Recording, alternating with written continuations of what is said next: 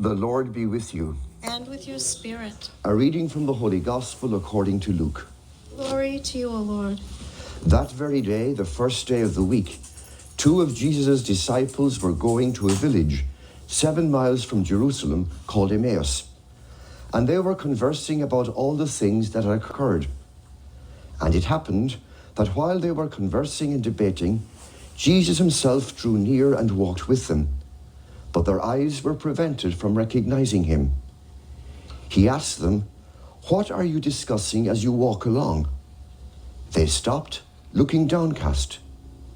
One of them, named Clopas, said to him in reply, "Are you the only visitor to Jerusalem who does not know of all the things that have taken place in these days?" And he replied to them, "What sort of things?" They said to him, "The things that happened to Jesus of Nazareth, who was a prophet mighty in deed and word before God and all the people. How our chief priests and rulers both handed him over to a sentence of death and crucified him. But we were hoping that he would be the one to redeem Israel. And besides all this, it is now the 3rd day since this took place. Some women from our group, however, have astounded us. They were at the tomb in the early morning. They did not find the body, and they came back and reported that they had seen a vision of angels who announced that he was alive. Then some of us went with them to the tomb and found things just as the women had described, but him they did not see." And he said to them, "Oh, how foolish you are, how slow of heart to believe all the prophets spoke.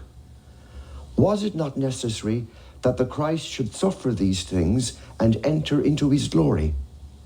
And then, beginning with Moses and all the prophets, he interpreted to them what referred to him in all the scriptures. As they approached the village to which they were going, he gave the impression that he was going on further, but they urged him to stay, for it was nearly evening and the day is almost over.